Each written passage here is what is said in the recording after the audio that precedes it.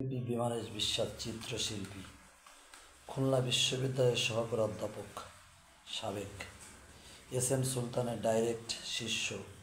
তার দীর্ঘদিন সান্নিধ্যে পাওয়া অনেকের ভিতর বিমানের দা অন্যতম।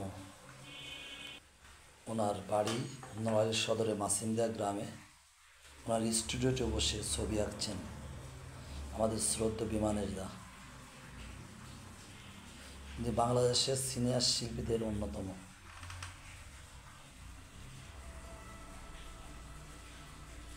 ভালো লাগে প্রকৃতি, দেশ, মাটি, মানুষের নিয়ে ছবি আঁকতে। ভালো লাগে প্রকৃতির মাঝে থাকতে। ওনার একক প্রচেষ্টায় ওনার উস্তাদের বিশ্ববর্ণ চিত্রশিল্পী এস.এম. সুলতানের মতন অবৈতনিক অনেক স্কুল পরিচালিত করছেন এখনও। আজ থেকে 20 বছর আগের থেকেই উনি সারা বাংলাদেশব্যাপী অবৈতনিক বাচ্চাদের ছবি আঁকা স্কুল পরিচালনা করেন। ওনার আর একটা বিশ্ব রেকর্ড আছে, যদিও এখনও গ্রিনস বুকে আসেনি, বিভিন্ন মিডিয়ায় আসছে। আদিবাসীদের আঁকা পৃথিবীর দীর্ঘতম ছবি, যারা BBC, ভয়েস অব আমেরিকা, প্রথম আলো, ATN বাংলা, 21 টেলিভিশন, বাংলাদেশের সে বিশাল বিশাল প্রচার মাধ্যম সেই প্রচারটা করেছে। দাদাকে দেখছেন, দাদা বসে রঙের সংমিশ্রণ করে ছবি আঁকছেন।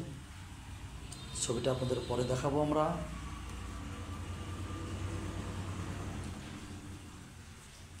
দাদা নমস্কার, কেমন আছেন?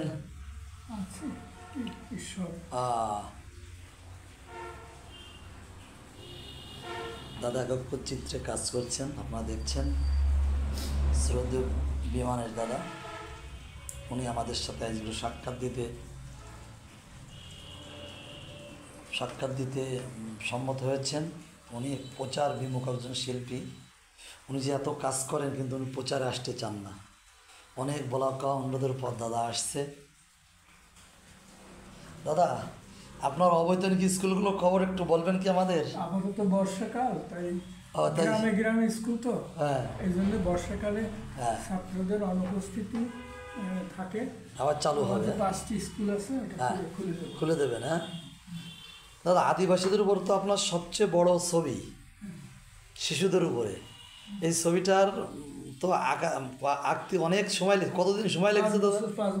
5 বছর। এবং আদিবাসী শিশুদের 16 সাল থেকে শুরু করে উনি সেটে এঁকেছেন। এবং আরও মজার ব্যাপার, আদিবাসী শিশুরা এখানে এসে খেলেছে, খেয়েছে, গাছে উঠেছে, বিরক্ত করেছে, আর ছবি এঁকেছে। গুরু চাইতেন যে তার অঞ্চলের গ্রামের শিশুরা যেন তাদের চারুকলার প্রতি বা যে চারুকলার যে দিক তাদের উপর তাদের প্রকাশিত হোক এবং তাদের শিশুরা চারুকলায় বেড়ে ওঠে।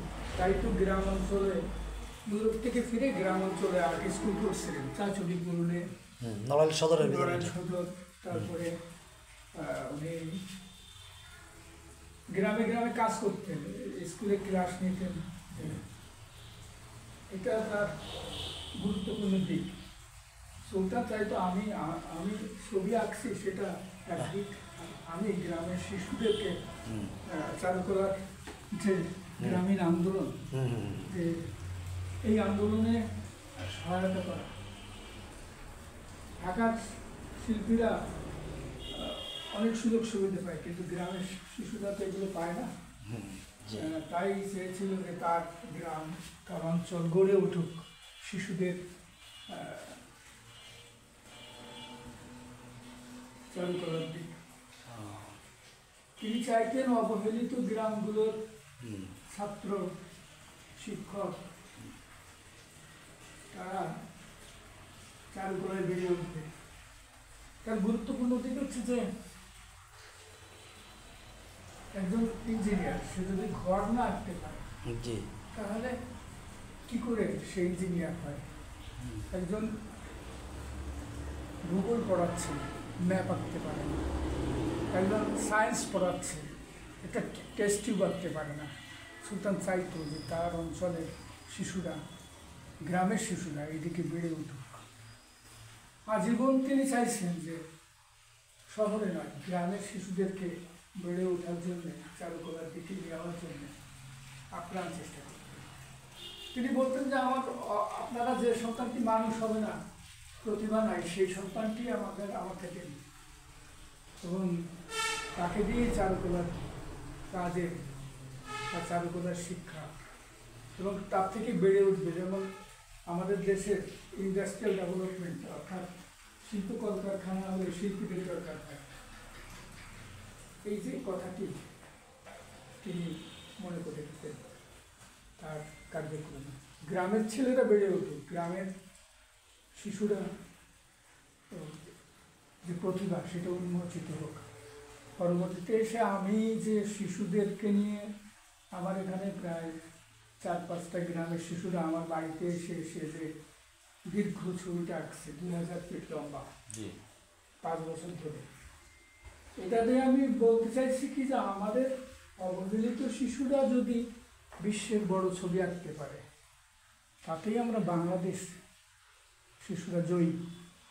আমাদের শিশুদের ভিতরে যে প্রতিভা আছে, এটা দেখানোর চেষ্টা করে সারা পৃথিবীকে, দেখানোর চেষ্টা। এবং তারা যে তাদের, আমার অনেকগুলো ছেলে মেয়েই প্রতিষ্ঠিত, প্রায় 30টা ছেলে মেয়ে আমার এই বাড়িতে যে শিল্পাঞ্জলি, তার থেকে বেরিয়ে গেছে এবং তারা প্রতিষ্ঠিত। ইঞ্জিনিয়ার আছে, 5টা ডাক্তার আছে, তারপরে সাধারণ যে ছাত্র, তারা অনেক এই চারুকলা থেকে বেরিয়েছে। ওকে দাদা, আপনাকে ধন্যবাদ, আপনি গুরুত্বপূর্ণ মতামত দেওয়ার জন্য। আমি ভালো থাকবেন, সুস্থ থাকবেন, আমরা এই কামনা করি। ধন্যবাদ দাদা।